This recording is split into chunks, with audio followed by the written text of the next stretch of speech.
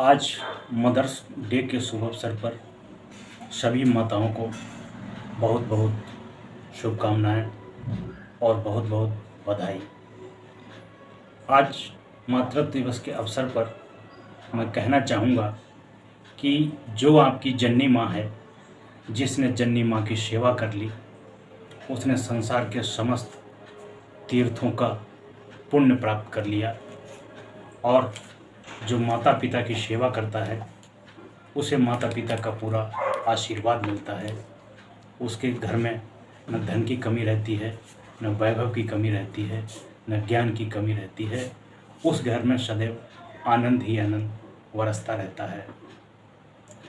प्रायः हमने नवरात्रों में देखा है, खासकर हमारी माताएं बहनें मंदिरों में जाती हैं और हाथ में थाल में फूल में धूप अगरबत्ती, मेवा मिष्ठान पर भी पेड़ा सब मंदिरों में लेकर के जाती हैं और बड़ी श्रद्धा से दुर्गा देवी, काली, चंडी, जगदम्बा आदि 7-9 प्रकार की देवियों की पूजा व उपासना करती हैं।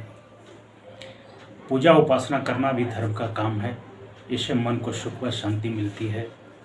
लेकिन इससे भी बड़ी बात यह है कि जो तुम्हारी जननी है, जिस माँ ने तुमको जन्म दिया है, उसकी भी पूजा कर ली जाए, उसका भी सम्मान कर लिया जाए, उसके भी स्वास्थ्य को देख लिया जाए, तो क्या आनंद की बात है।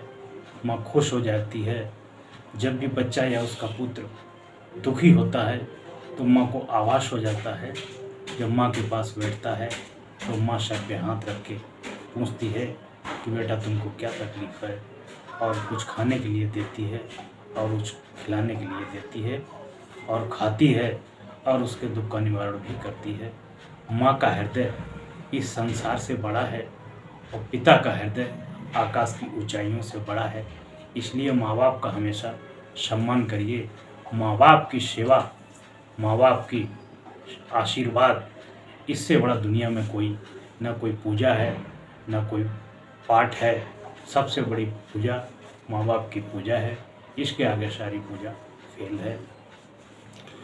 इसलिए अपनी जननी माँ का विशेष ध्यान रखिए और कभी उनको दुख तकलीफ़ हो तो फट से दवाई दिलाइए।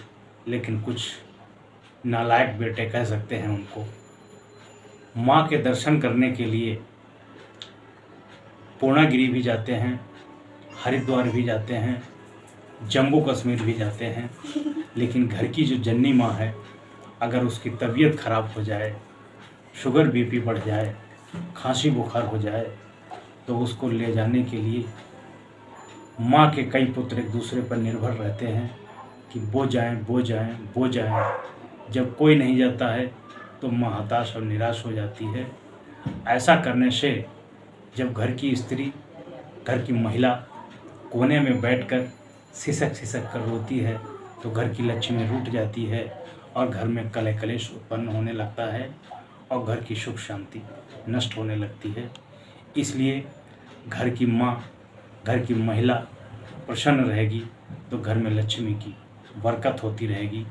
खासकर जीवन में, ये तुम्हें जीवन मिला है, इसका पूरा योगदान, इस जीवन का कोई अगर कर्जदार है तो सही मायने वो माँ होती है।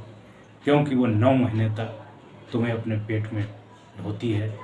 उसके बाद तुम्हें चलना फिरना, बोलना, खाना पीना, पढ़ना लिखाना, उठना बैठना, ये सब सारे संस्कार, सारा ज्ञान, प्रथम शिक्षा माँ से ही प्राप्त होती है। इसलिए अगर जीवन में किसी का कोई कर्जदार है तो अपनी माँ का है, फिर अपने पिता का है। उसमें न कोई देवता का कर्ज है, न कोई देवी का कर्ज है, न किसी पास पड़ोसी का कर्ज है। अगर असली मायने में पूछा जाए तो हर व्यक्ति अपनी माँ का कर्जदार होता है और वह व्यक्ति माँ के कर्ज से कभी भी ऋण मुक्त नहीं